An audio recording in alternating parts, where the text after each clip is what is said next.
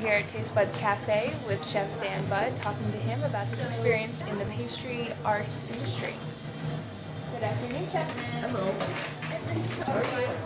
You have white children. Do you see any interest in the culinary pastry arts world growing up? Well, Being around their father, I mean, he's completely immersed in it. yeah, they love the fact that, Taste Buds Cafe is part of our family, and they're kind of proud that Dad's a chef and makes chocolate things. What kid wouldn't be proud to say that to their friends? Growing up, I did a lot of sort of home baking with my mom, and I never realized that that would be such an influence on me. Even actually, when I went to school, there wasn't baking school, so I went to culinary school. I went to New York City, and I was going to be a chef, and I found out a few years into my career there that baking and pastry was my passion. And so I've tried to take that approach for my kids at home and get them involved in things. I had a wedding cake to do a couple months ago, and we had to make all these little white chocolate leaves to go around. It was actually cupcakes. So we made these white chocolate leaves to go around all these cupcakes.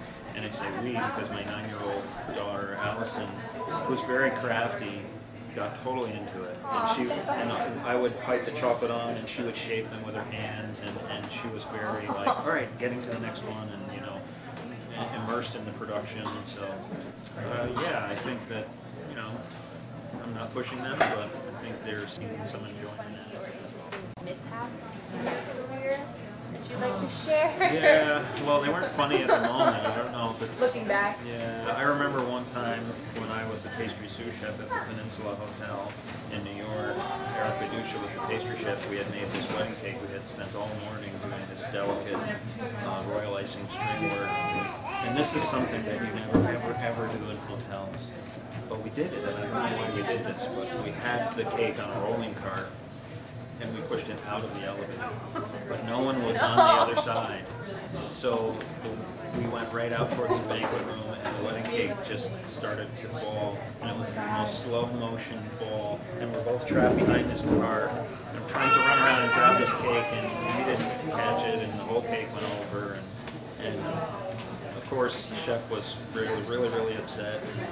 And I was too, but I'm always like, something happens, let's just, how are we going to fix it? The first thing is, how are we going to fix it? So we did end up with some of the most embarrassing moment type things.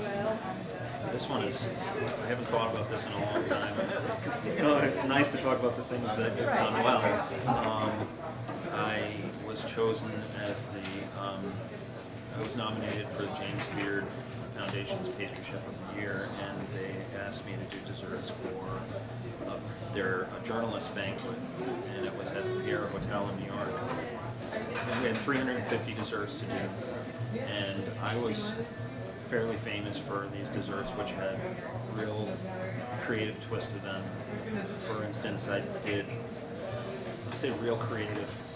I'll let everybody be the judge of that, but I made baked Alaska in the shape of an egg, and it had a little caramelized banana kayak next to it with a blown sugar penguin that had a little chocolate paddle. So my theme was, hey, if someone looks at the dessert and they're happy, then that's first a great success, then it has to taste great after that. So I decided to take 3 of my theme desserts and make them for this banquet. One was the little blown sugar penguin. So we had to make 350 blown sugar penguins, but we were really good at them by this point anyways. And we had these chocolate caramel cakes, I think with the park bench on them, which was a dessert I fashioned at Park Avenue Cafe. In any case, one of the 3 we didn't have enough. And to this day, I feel like I counted every dessert over and over and over and over again. So basically, 50 or 60 journalists at that dinner got 2 desserts instead of 3 on their plate. And everyone was looking at me like, where's the rest of the dessert? And I had no answer. I had counted them, they were missing, and it just didn't happen. It was kind of one of my most embarrassing moments because I felt like I had worked so hard to make everything perfect. Yeah, hopefully it wasn't that big of a deal. We're back here with Chef Budd of Taste Buds. We have a few more questions and then we'll begin. What are the biggest mistakes that most bakers or decorators make, in your opinion? Well, the first one, in my opinion, is to forget about flavor. If you are just worried about a design and you do everything on earth to make this perfect design, but then nothing tastes good about it, it's dry and there's nothing complimenting the taste buds or even pleasant whatsoever about eating it, then it doesn't make sense to me. In a production perspective, I think that a lot of bakers make the mistake of not planning properly. If you think about flavor first and then you think about your design and you design a structure and take your time, then you can succeed. But if you don't plan properly, then disaster can happen. What is your biggest pet peeve when it comes to other bakers? I think my biggest pet peeve is just about working clean. I'm a classically trained pastry chef, and I worked in French pastry shops and American kitchens where it was important that we stayed clean. We had only so much space to work in. We had hundreds of people to feed, and I think that there's a lot of respect to be said for working clean and not getting completely messy. You have a nicer product in the end, whether it's a plated dessert or a crafted cake, if you structure yourself.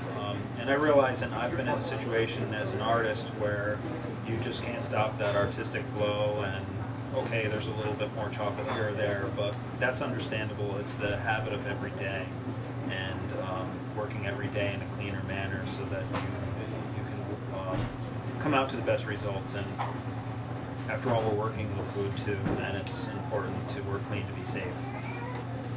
So, chef, is there anything about the baking and pastry industry that upsets you? I'll be honest, that it takes a lot to get me really upset about anything, but I am critical about things in baking and pastry and about our craft. After all, I've done this all my life. I'm 42 years old this April, but I've been in kitchen since I was 13, and I don't feel like I have a lot of pet peeves, but my wife always tells me, oh yeah, you're critical about this or that, and you have to think about that.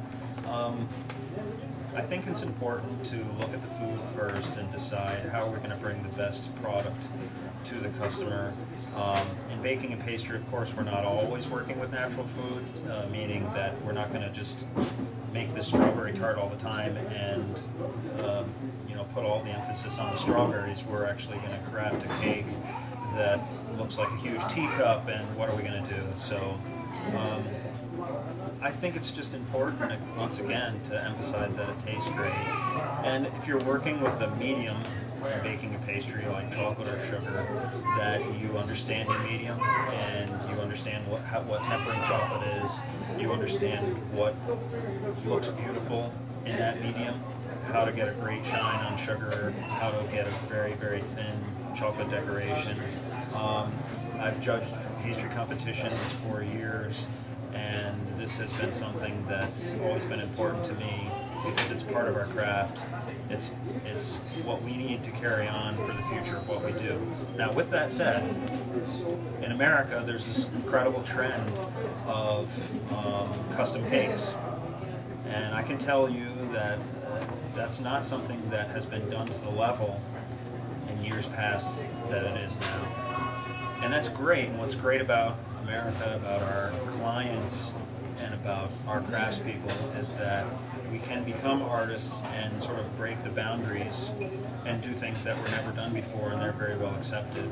I say that because I know in other countries it's not that way. This is the pastry shop and this is how it should be. And maybe I'm wrong, some of that's changing, but it's always been in America that we break the box, we do something different. And I accept that, and I think that I'm a good judge of what's good and what's not, even if it isn't something that I've experienced or done myself. Fantastic.